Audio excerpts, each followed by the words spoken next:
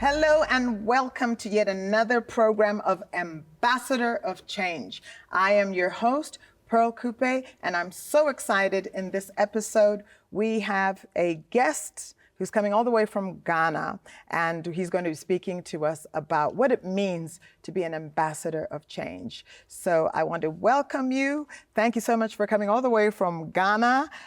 We call him Author Ralph. His full name is Raphael Antwi, and he's here also with one of his team members, Prince. But welcome back to South Africa. Thank you, Dr. Pearl. Awesome. Thank you for flying all this way in. And I want to just go straight into it. Now, I met you, I think it was a couple of months or so ago, and we met at something called the Papa Awards. So tell us about the Papa Awards, what they are, what their intention is. Well, thank you so much, and greetings to your wonderful viewers. So PAPA is an acronym for Prestigious Annual Predecessors Awards. Yes. It's an initiative of the Predecessors Awards worldwide of the relevant achievers impacting nations. Yes. So basically what we do is identify heroes in society, particularly the unsung heroes, and we celebrate them, we award them, we honor them. Yes.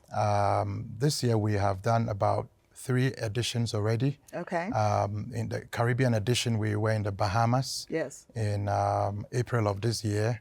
We have been in South Africa for the Africa edition. Yes. Last couple of weeks, we were in Atlanta for the America edition. Okay. And in November, we'll be in Paris for the Europe edition. Yes. And in December in Dubai for the Middle East edition. Yeah. So it's basically identifying heroes in society, people that are committed to making various sacrifices across board in areas of health, education, religion, in terms of charity, in terms of family and all of that.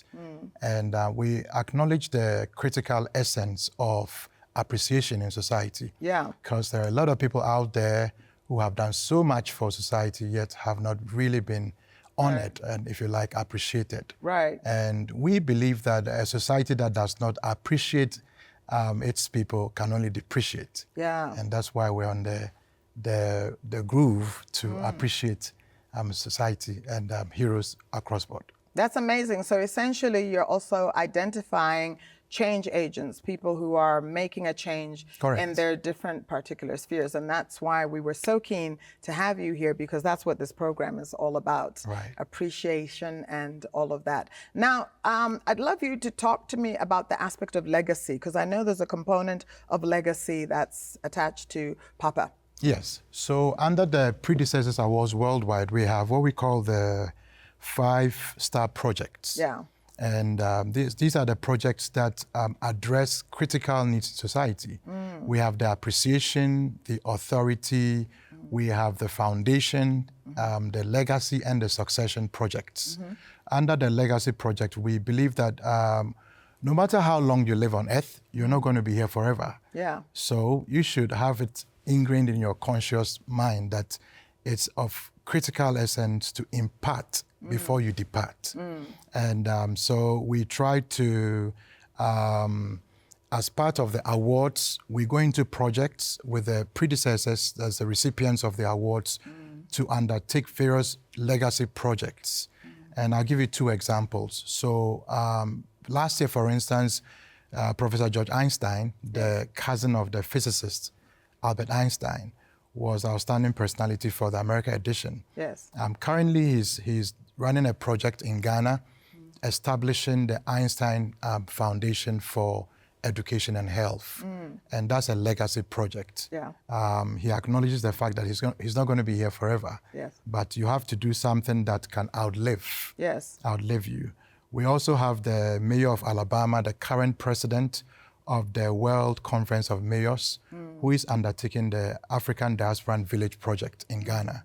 So we have various legacy projects across board being undertaken by the predecessors, the recipients of the awards, in conjunction or in partnership with RAIN Foundations, the relevant achievers impacting nations. Wonderful, wonderful. Now, you know, not too long ago, some years ago, after my mother passed away, the aspect of legacy really began to become so important to me, because people were calling from different parts of the world, just acknowledging her legacy. And it had me thinking, what is my own legacy going to be? Because you can't live on the legacy of somebody else. Right. You have to create your own legacy and leave your own footprint. I'd love you just to, encourage our viewers out there, because I know you're passionate about legacy, and it's something that even God expects us to do. Just encourage our viewers out there around the importance of leaving a footprint and leaving a legacy. Right. So just as I said earlier on, it's important for our viewers to bear in mind that no matter how long you live, life is still short. And the brevity of life crucially demands its maximization. And the maximization of life contingently, depends on the appropriate reactions and responses. It's important to note that there are many people out there that are at the receiving end of the administrations of your gifts, your talents, and all of that. We didn't come here as a matter of choice. We are products of divine calculation sent from eternity into time to fulfill a purpose, Yes. and thereafter return to where we came from. And so I believe that it is of great importance that regardless of our ambitions, our goals, and our choices and all of that, that you find purpose, find why you're here on earth, Yeah. focus on it. And as long as you accomplish this purpose, your exit will not leave your name out. You're going to have your footprints in the sands of time. You're going to have your name ingrained in the book of history, and that is legacy. That's what we're talking about. Yeah. Absolutely. That's amazing. Now, I'd love us to also talk about, I know that some of the things that you do are huge. You're also an author. Yeah. Written many, many books. Talk to us also about what motivates you to, how many books is it now? I think we've lost count. 63. 63 books. Yeah. So how does that come about, and what inspires you to write books, and why? Okay, so writing is one of my gifts, and as part of my ministry, I believe the ministry that we have, a constitution of our gifts, our talents, and our abilities and all of that.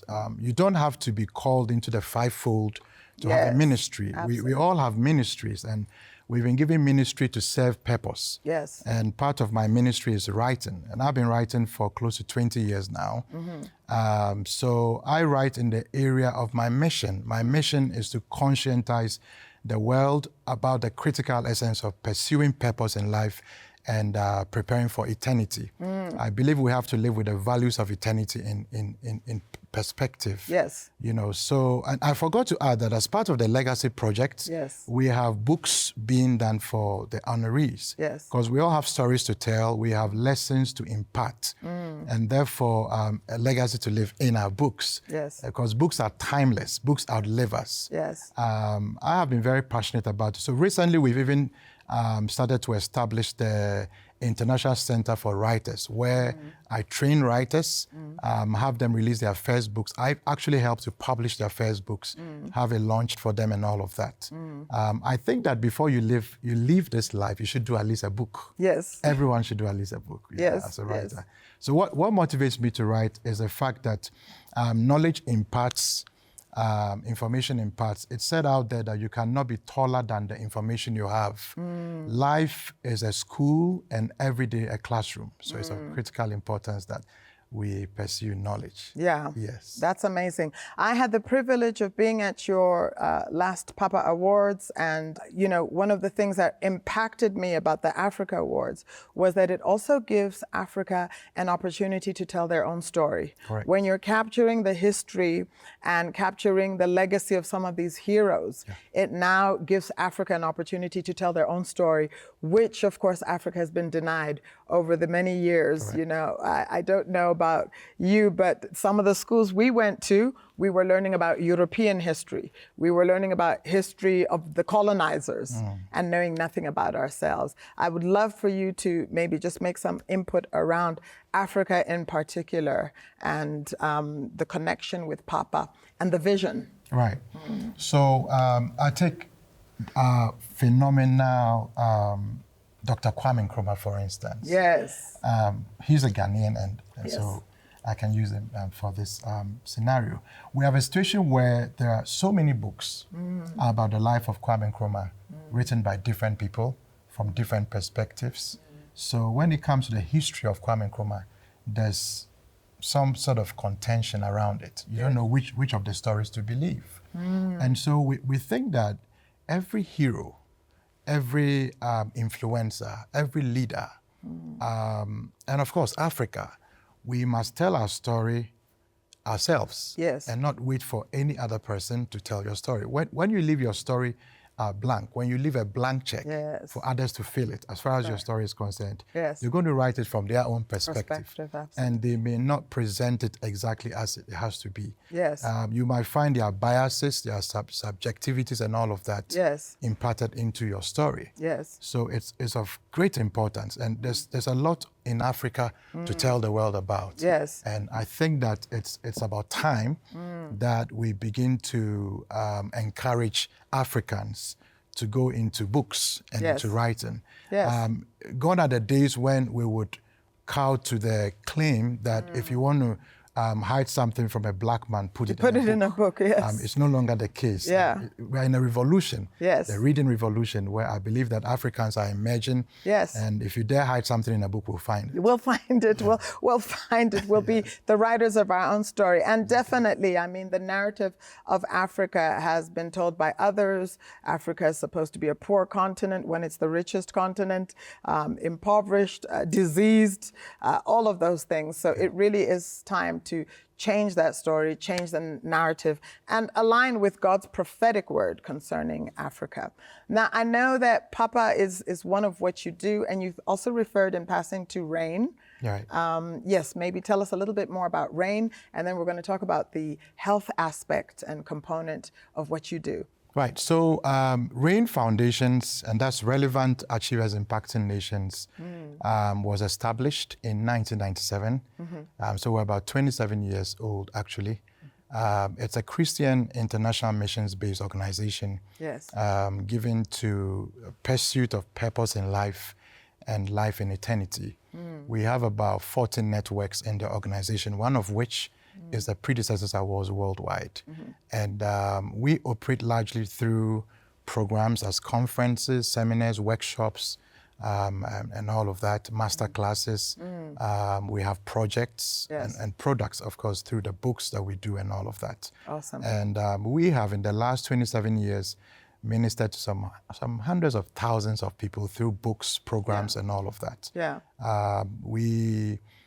As I said, we have a very heavy travel schedule, and we were just talking backstage about moving to a different place from here. Yes. We believe that we don't have all the time as far as life on earth is concerned. So it's all about impact. Yes. And as the name itself portrays, relevant achievers impacting nations. Yeah, and using education as a tool is one of those mountains or gates or spheres, Right.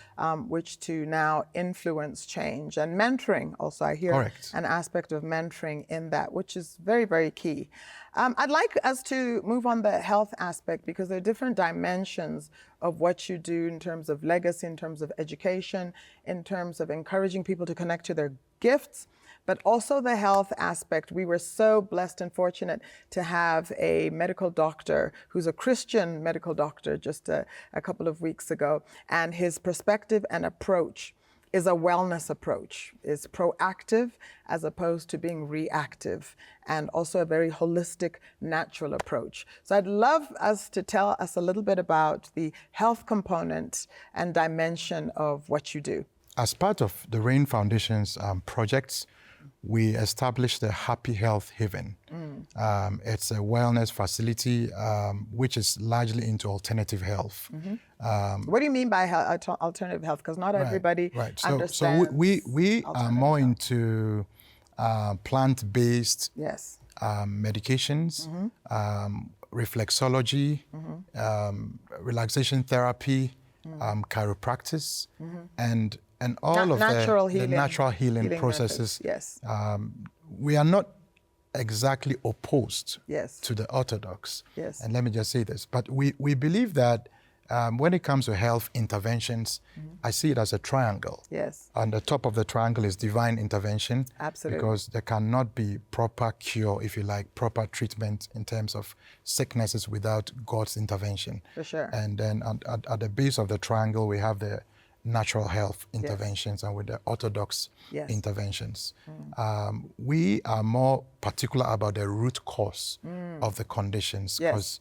because being symptomatic in your approach to dealing with problems can only leave it returning or recurrent. Right. So we target the root cause, The root cause, of, right. of the condition. And we believe that we all have dreams in life, but you cannot fulfill your dreams Right. when you're not well. Yeah. You have to be healthy. Yes. And you have to be alive Yes. to fulfill your dreams. And Yes. therefore, and one area of great focus for us is stress, because a lot of people are really stressed out there.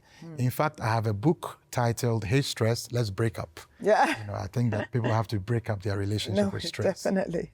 People are, dying day in and day out of stress. So at Happy Health Haven, we indulge in processes like relaxation therapy, reflexology, and Prince here is one of the world's best reflexologists. And I'm not saying it because he Yes. works with us. Yes. Arguably one of the world's best. Yes. He's performed awesome treatments for people. Yes. I mean, in Ghana, he's been, people fly him across various nations just to treat people and all of that. That's amazing. His, Well, yeah. His hands are gifted. His hands are Yeah, gifted. hands That's are his gifted, gift. yeah. Well, that's an amazing way to introduce our next guest, part of your team. Welcome to our program as well, Prince. Thank you for flying in from Ghana. Thank you, Mom. Yes. So talk to us about your perspective. How did you get into health, and what is your perspective on health? And what do you feel are some of the, very kind of groundbreaking ways of looking at health?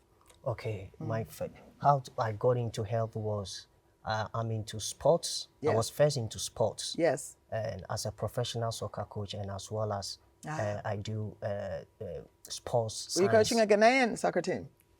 Not now. Okay, Not now. previously. Yeah. So out of the sports, as earlier was being said, your purpose, and some people are gifted. What are the gifts that you can use to help mankind? So apart from the sports, then the health aspect is there. That is the neuroreflex. So the neuroreflex, I got the interest of health many years back when I was a boy. There was one top doctor in Ghana called Dr. Mustafa, a surgeon. Yes. Who used to operate on the brain, and people were talking about him. I remember he operated my uncle, one of my late uncles, and I was so excited. I said, what can I also do to help mankind in that way? So growing up, it became something that was thinking of, but later, I found purpose. So when I found purpose in health, then I decided to pursue it. And that was the neuroreflexologist. When you talk of the neuroreflex, it's about the nerves, the nerves, the veins, the muscles, the tissue. Yeah. So it's your own body that we use to treat you. Yeah. And moreover, we diagnose. We diagnose under the feet. From the feet, then we'll be able to tell you everything that is worrying you. Yeah. Then we correct it right under your feet. Yeah. God in His wisdom have put every part of our organ in our feet. The feet that we just look down upon. Yeah. Yeah. Whether being amputated or not, it can still be treated. Wow, amazing. So the veins, once the veins are connected to the feet, when you are being amputated, that vein is still there. And one of the secrets of reflex is the more you do reflex, it increases or expands your lifetime on earth. That's amazing. We've got a few minutes left, and I'm gonna want to have Author Ralph to have the last word. But before, I would love you just to highlight some of the really powerful techniques or things that really may help us in life. Highlight some of the techniques that you use that may be useful. That should be my secret.